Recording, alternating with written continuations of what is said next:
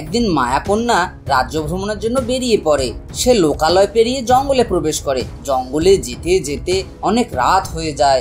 সে জঙ্গল পেরিয়ে যখনই আবার লোকালয়ে প্রবেশ করতে যাবে তখনই তার সামনে হারকিউলিস পড়ে যায়, আর হারকিউলিস তাকে হত্যা করতে চায়। তখন মায়াকন্যা তাকে বলে সেই রাজ্যের রাজকুমারী, তাকে হত্যা করলে রাজা তাকে শাস্তি দেবে।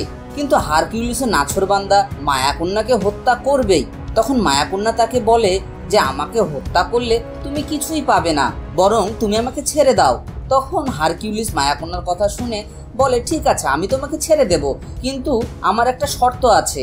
তুমি যদি আমার 3টি ধাঁধার সঠিক উত্তর দিতে পারো তাহলে আমি তোমাকে ছেড়ে দেব। তখন মায়াকন্যা তার কথায় রাজি হয়ে যায় এবং হারকিউলিসকে তার ধাঁধাগুলি বলতে বলে।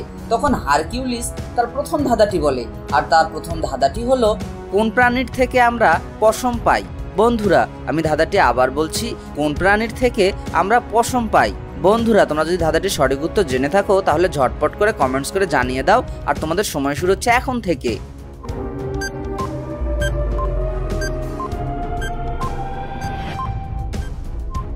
ধাঁধাটির সঠিক উত্তর হবে ভেড়া। মায়াকন্যা হারকিউলিসের করা প্রথম ধাঁধাটির সঠিক উত্তর দিয়ে দেয়। এরপর হারকিউলিস তার দ্বিতীয় ধাঁধাটি বলে, আর তার দ্বিতীয় ধাঁধাটি হলো কোন কানে শোনা যায় না। বন্ধুরা, আমি ধাঁধাটি আবার বলছি, কোন কানে শোনা যায় না।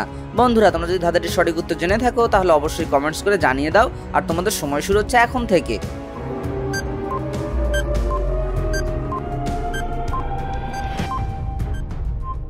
ধাঁধাটির সঠিক উত্তর হলো দোকান। মায়াকন্যা হারকিউলিসের দ্বিতীয় ধাঁধাটির সঠিক উত্তর দিয়ে দেয়। এরপর হারকিউলিস তার 3 নাম্বার ধাঁধাটি বলে, আর তার 3 নাম্বার ধাঁধাটি হলো ফলের রানী কাকে বলা হয়। বন্ধুরা, আমি ধাঁধাটি আবার বলছি, ফলের রানী কাকে বলা হয়। বন্ধুরা, তোমরা যদি ধাঁধাটির সঠিক উত্তর জেনে থাকো তাহলে কমেন্টস করে জানিয়ে দাও, আর তোমাদের সময় শুরু হচ্ছে এখন থেকে।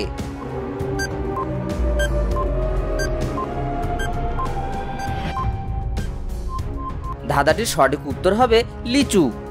মায়াকন্যা একে একে হারকিউলিসের করা 3টি ধাঁধাটির সঠিক উত্তর দিয়ে দেয়।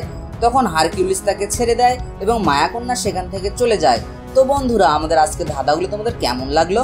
যদি ভালো লেগে থাকে তাহলে অবশ্যই ভিডিওটিতে লাইক করে চ্যানেলটি সাবস্ক্রাইব করে দেবে, তাহলেই আমাদের পরিশ্রম সার্থক হবে। আর আজ এখানেই বিদায় নিচ্ছি বন্ধুরা, সে পর্যন্ত ভালো থেকো, টাটা, বাই বাই।